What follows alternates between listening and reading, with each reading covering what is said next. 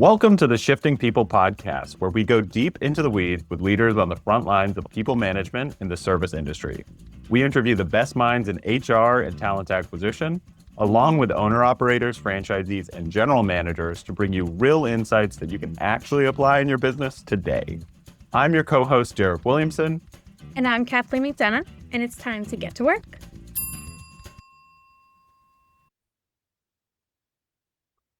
Kathleen, Derek. what is happening in the labor market? I feel like a lot of people are talking loosely about the problems they're seeing. Employers are saying they get hundreds of applicants and it's all just quote unquote low quality, right? It doesn't seem like anyone is paying attention to the job they're applying to anymore. Job seekers are annoyed because they feel like they have to apply to 100 different jobs. What's going on? Yeah, it's tough. And you can sense it. Like, you can feel it, right? Like, it's almost every other post, people complaining about it from both sides. My theory on it is the idea and the cost of using AI is extremely disproportionate on each side of the labor market, right? So for an applicant, it's a no-brainer. It's free or a couple bucks to use AI to mass apply to jobs, right? You're almost at a disadvantage if you're not doing it. But for employers, using AI in screening applicants is a really big decision. There's legal repercussions. There's an ethical question to it. There's implementation time. There's a learning curve. There's a massive price tag, often with a contract. So applicants are using it a ton. Employers are not quite there yet, but applicants think employers are. So that's where this is coming from, I think. What about you? Yeah, it's a good point. There's a lot of myths about there's been prevailing myths for years about what ATSs are doing or not doing in terms of like auto screening. You have to include the right keywords. And even before AI, we were going in this direction, right? Because your job boards, let's call out the players, right? Indeed, ZipRecruiter too now, even LinkedIn, right? They all wanted to do this like native quick apply. And job seekers naturally said, great, it's easier for me to apply, so I'm going to apply to more jobs. Yep. Employers react, right? And they adopt more technology. They actually maybe do start to add more like knockout questions, at least, things like that. And then, yeah, I think where we're going, I don't know how adopted it is in the service industry yet. Like, I think it's creeping in. And I think we are seeing it in different parts of it. And more is coming, right? Like, it's just going to get worse, I think, is the headline, because it's just getting to that market. Like 2 years ago, you could do it for tech jobs, right? Yep. And now it's starting to reach mass market where it's just getting easier and easier.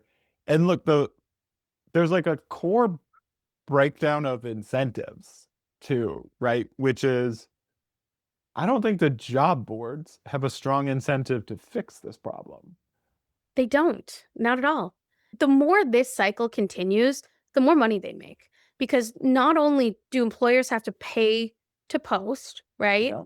They're now asking applicants to pay to use additional features. Gotta monetize both sides. Their idea of fixing the problem is making both sides pay even more for like top choice on Indeed or like things like that. So it's like a Band-Aid that you also have to be a premium user to use.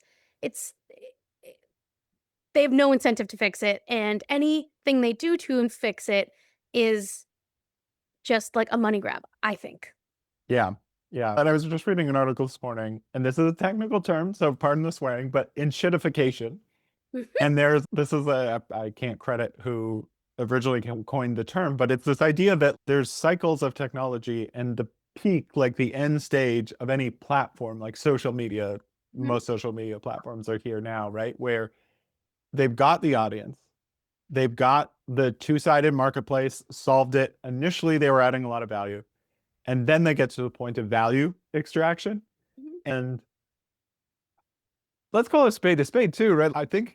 I don't think regulators look enough at things like job boards, because I'm pretty sure Indeed would classify as a monopoly. Oh, absolutely. And they know that. And so what are you going to do? And so they They start charging for more and more things. They make it harder and harder. They level up the bar to like really get in the game. Yeah, you can post your jobs for free, but we all know that's becoming less and less effective. And then to your point, now they also started to monetize applicant side too, right? And that's we're just at the value extraction phase. Like, how are we adding value anywhere in here for the job market? Yeah. It, it's interesting because I also feel like with, and this is a little separate than talking about job boards, but like with AI. So the way Mhm. you can tackle or approach this, right? They have way too many applicants, uh, but not enough quality. People that aren't qualified, but people that also don't show up. People that are unaware of the company they even applied for when they do talk to them, right? Like it's a lot for employers. So they need to do something about it. But it Mhm. almost feels like we're in a Goldilocks situation of there's either AI that like doesn't do enough or does Right. way too much, right? So Yeah, let me give yeah. you an example, right? Not enough. Separately from their hiring process, they go to Claude or ChatGPT to come up with job descriptions, interview questions, Sure. stuff like Yeah. that, right? Which great is saving time, whereas they would have had to come up with those themselves before. Amazing. Not enough though, right? That's not really solving the problem. Then on the other side of the coin, there's AI that will screen candidates for you, AI powered matching candidates. Yeah. Like AI interviewers, like, AI interviewers where like the AI does the interview. That is all like way too scary, costly stuff for most employers as well. It almost feels like there's just no middle ground, a way to improve the process with AI without having it overstep. yeah. And I feel like there's no easy answer, right? Like in terms of how to solve this, because the reality is if you're hiring right now, you have to play the game, right? Yep. I do think longer term, there's a little bit of a model to look at with social media and things like that, which are that you have a lot of content creators that realized they need to own the audience. And so they started their own Substack or they started their own social media arms or companies to produce it so they had more ownership over not just the content but the audience. Yep. I think that's where we have to go for employers too, right? Is like you're going to have to be, especially for the medium larger size companies, like you have to do more to brand yourself, to market yourself as an employer and build an audience yourself. Yep. Yeah.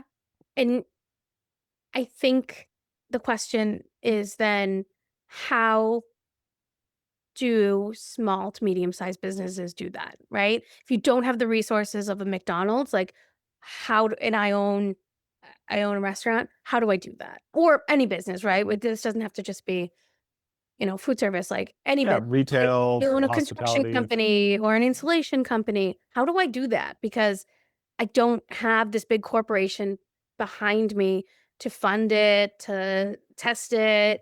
Yeah, I guess that's the question. And are there tools that can help me do it more easily? Yeah. Keep Ultimately, that's maybe what we're working on.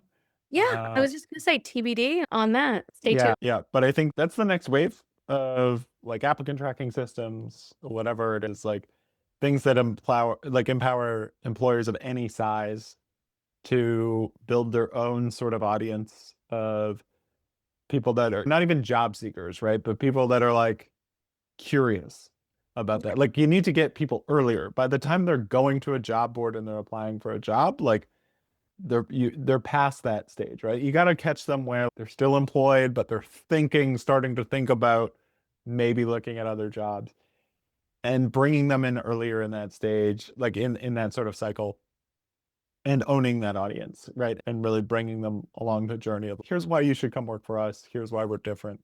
And I think a lot more employers also, like you mentioned, small and medium-sized companies especially, is not a lot spend enough time thinking about what are you offering employees? What's different?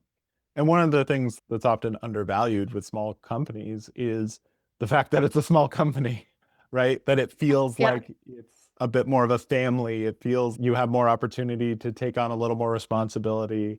that there isn't some rigid hierarchy, like things like that. But that's the thing that employers can be thinking about right now. Who are we as an employer? What are we actually offering in this market? Yeah.